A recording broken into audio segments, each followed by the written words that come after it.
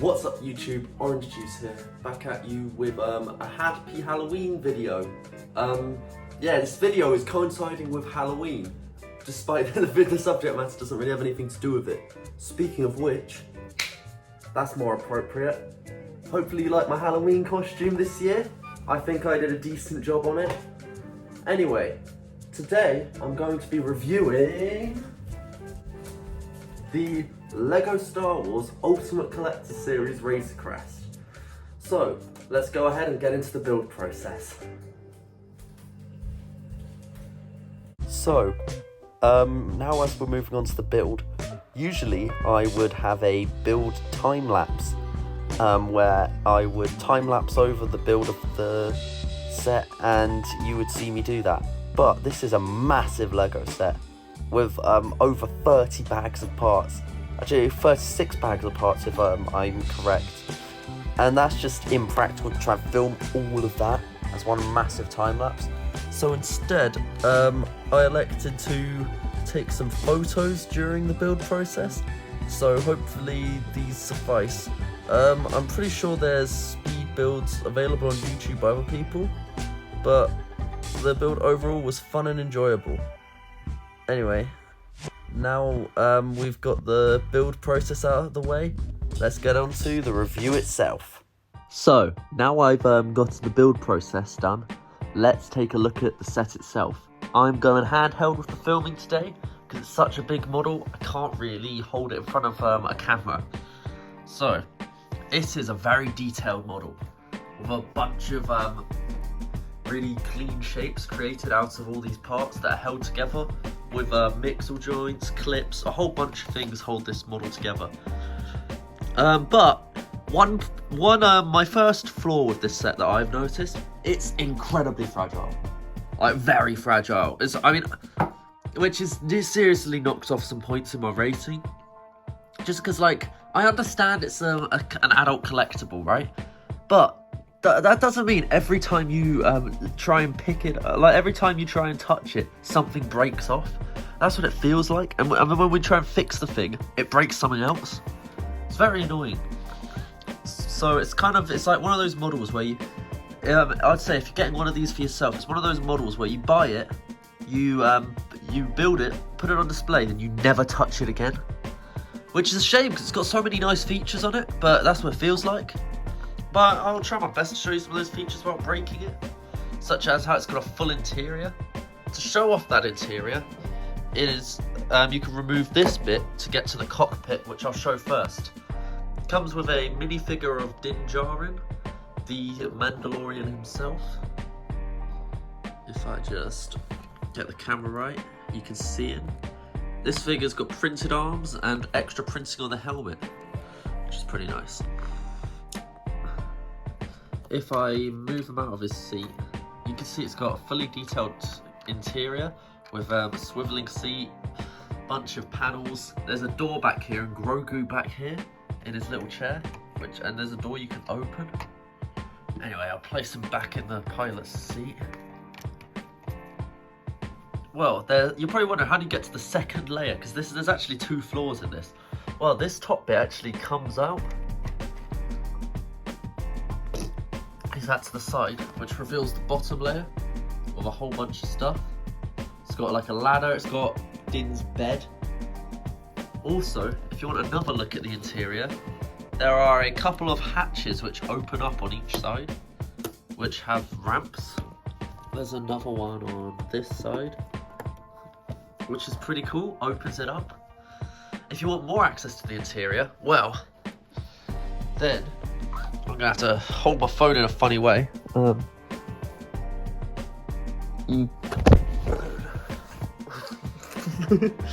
Then, alright, I gotta find a way to deal with this. You've gotta do it with two hands, so I had to do that off camera. But there, you can remove the wings or the front or the boosters. You can remove this piece here. You can also remove this piece here, which gives you a pretty good look at the interior of the model. Oh crap. As I told you, it falls apart quite a bit when you touch it. But it comes with a fully detailed interior, including a weapons cabinet, which he has in the show, with a bunch of guns inside. He's also, you see a lot of this stuff in better detail in the intro skit, which I hope you enjoyed, with a bunch of photos I took during the build process. Okay, here's Boba Fett's armor. There might be more stuff down here, so...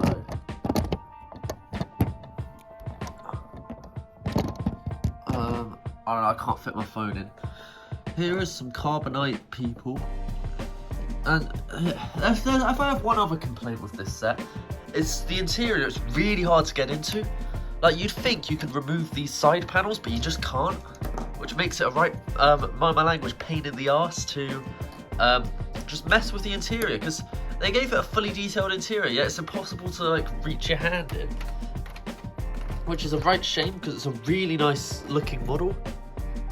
And overall, that's a common theme with this model, is that it looks really nice, but it's incredibly fragile and doesn't hold together. Okay, this is a little easier to put on than it is to take off. 1 second, actually.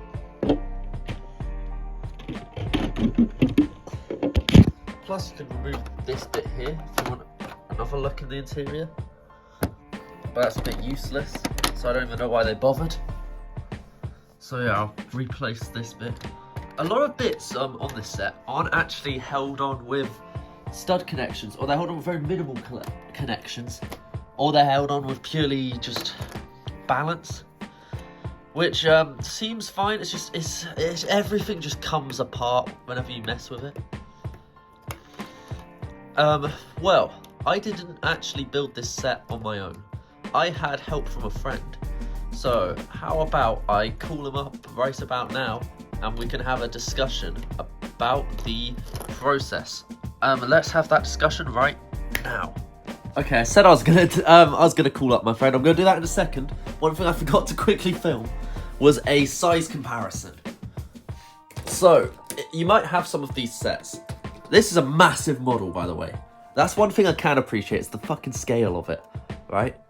So, for a bit of a size comparison, here is the Lego Star Wars, sort of retail, like, toy set.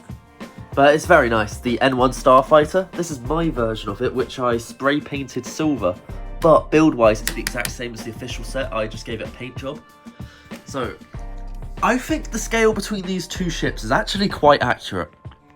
Granted, in the show, you never see these two sets... you never see these two ships interacting with each other, but I think this seems about right scale-wise. I have one more size comparison. This little thing right here, the little speeder bike. This actually scales quite well. I'm not going to show it because it's a right pain, but you can fit that speeder bike in the Razor Crest. It's just a bit of a pain. Anyway. After that's out of the way, now let's do the interview with my friend. So, how you doing today? I'm alright, how are you? Good. So, yesterday, I'll say you pretty much did most of it. We finished off the Razor Crest. I wanted to get some of your thoughts on the building process. For the most part, it's honestly, like, pretty simple. There's nothing too complex. There are some interesting techniques, like one of the big interesting bits is like how the big jet booster bits on the top are all built on their side, and they're like not held in at all with any studs or anything. Yeah. There's a lot of the panels are held on with ball joints, things like that. One thing I noticed about just trying to mess with it, it's very fragile. It comes apart at the slightest touch, which is quite annoying. Yeah, when you're trying to mess with it. Yeah, no, I'm not too surprised by that, to be honest. I mean, I know it's an adult collectible, right? So I know the idea is you build it, put it on a shelf, and never touch it ever again. But like, they put so many cool features in it. Why don't they just make it stay together? Yeah, no, there are some parts of it that are like very delicate, particularly like around that back door area. Those panels around the side of it. Yeah, just all the panels are so delicate. Whenever you try and do A something, lot of the time. whenever I try and mess with it, it Yeah. breaks, and then whenever I try and fix that, it breaks another thing. Yeah, no, all the panels are like very, very specifically interlocked. It's quite the pain in the ass. It is a pain. It is a pain. Yeah, but Yeah. it's a very nice looking model. It's got some very nice details.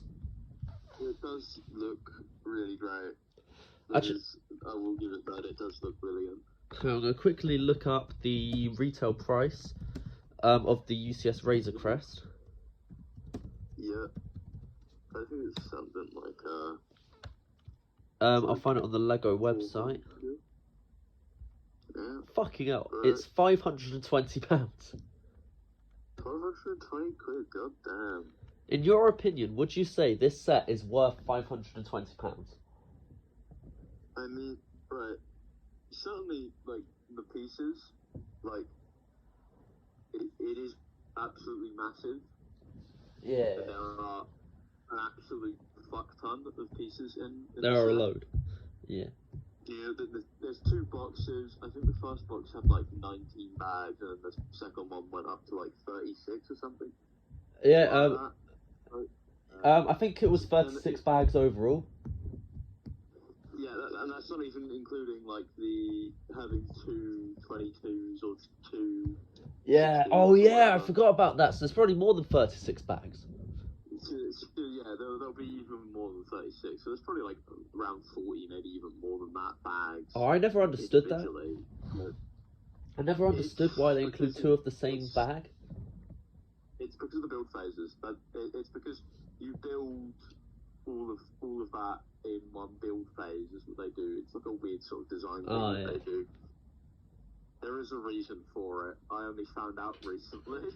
So, in your Because it never opinion, made right? sense to me either. So it's annoying because it was a gift, right? So I've been trying. I don't want to be too Yeah. critical, but also I want to be honest since people might be using this to decide whether they buy this set or not. Yeah. So in my opinion, it's worth it as a display piece, but don't try and mess with it. So it really just depends on what you want to do with it. What's your opinion? Do you think it's worth the £520? I'd say if you're like really a big fan of the Razor Crest and you'd love a really accurate model of it, because it is really accurate. It looks almost just like the model. And you're a big Lego fan because you want to build it out of Lego. And obviously you've got to be willing to put the time towards it. It takes ages to build. Actually, I'm curious. I'm gonna look up how much the play scale one is. I think it's about 120, something like that. It'll be Yeah, it's £120 for the play scale set. So in my opinion, right, if you really right on the dot. In my opinion, if you really want a Razor Crest and you're like, if you're in a Lego Razor Crest, the UCS one, it's a very nice set. It's probably a great investment as well. But I would genuinely say, think about the play scale one. Granted, I don't own a play scale one, but I've seen reviews and it looks actually doesn't look too bad. I think I know someone that's got one. It's alright. Yeah, pretty good.